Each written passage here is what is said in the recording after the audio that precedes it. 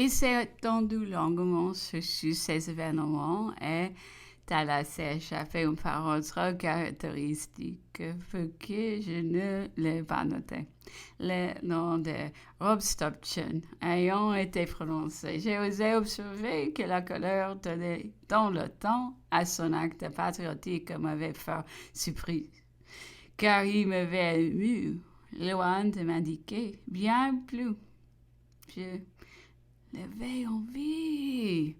À quoi l'empereur a répondu avec une vivacité singulière et dans une espèce de contradiction qui trahissait le dépit.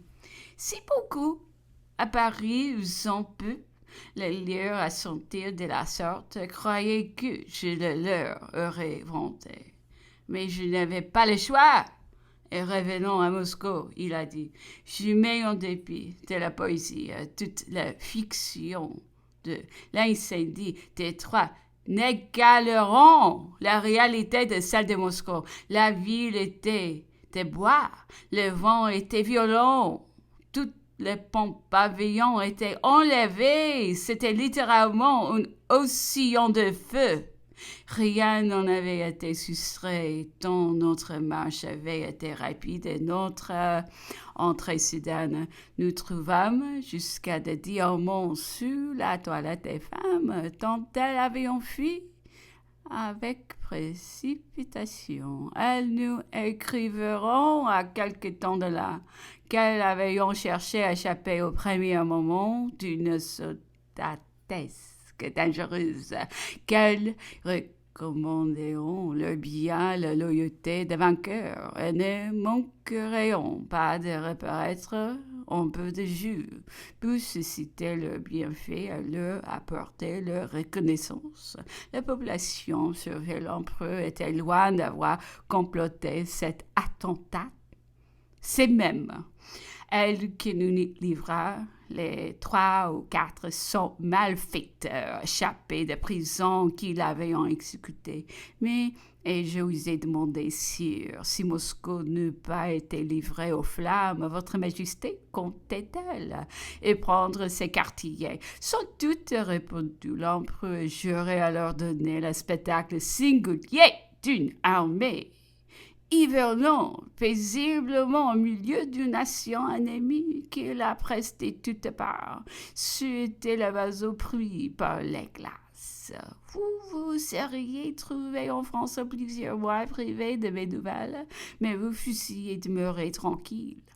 Vous eussiez été sage, converserez comme des coutumes, eux menaient les affaires en mon âme, et tout eux étaient sans train, comme je l'eusse.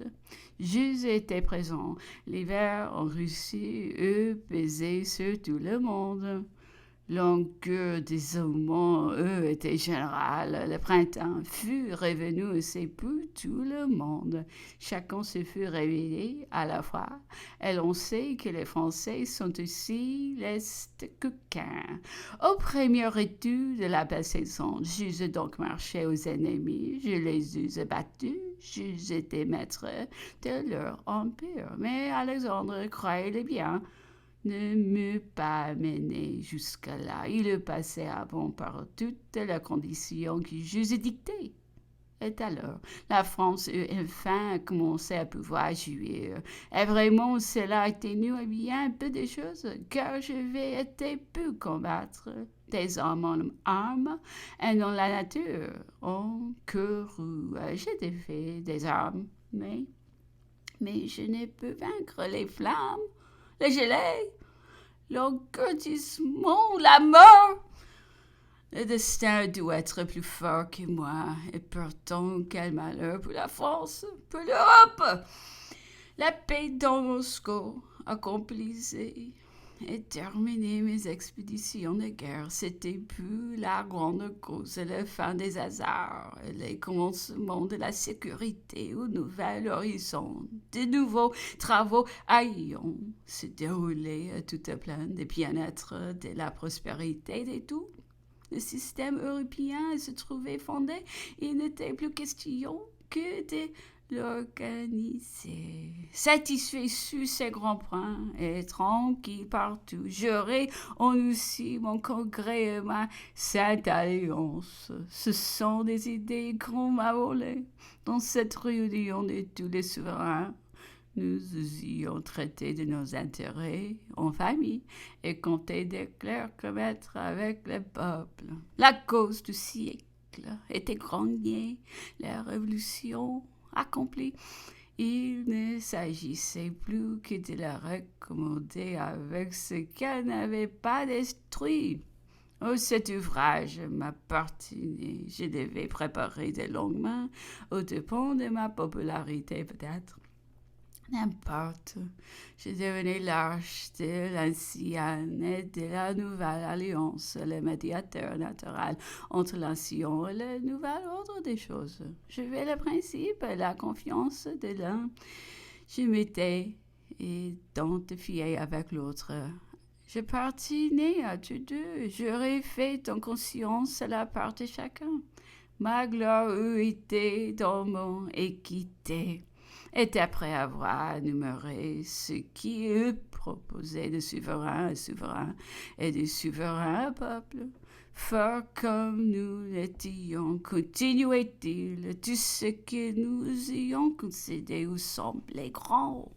Il nous eût mérité la reconnaissance des peuples. Aujourd'hui, ce qu'ils arracheront ne leur semblera jamais assez, et ils ne cesseront de se défier, ni d'être mécontents. Ils passaient ensuite en revue ce qu'ils proposaient pour la prospérité, les intérêts, les jouissances et le bien-être de l'association européenne. Ils évoluent les mêmes principes, le même système partout.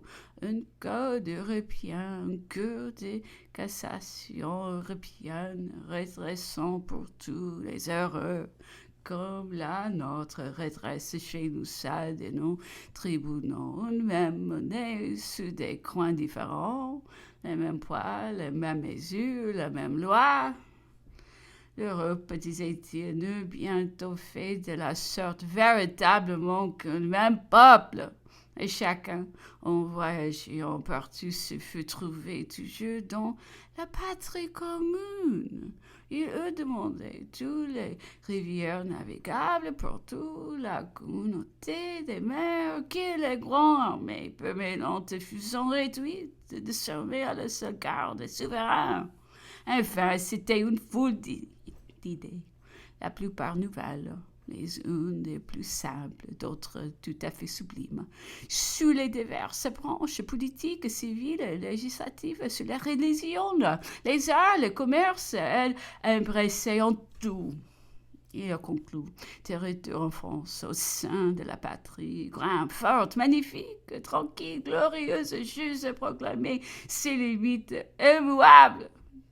Toute guerre future, purement défensif, tout agrandissement nouveau, antinational. J'ai associé mon fils à l'Empire. Ma dictature finie et son règne constitutionnel commençait.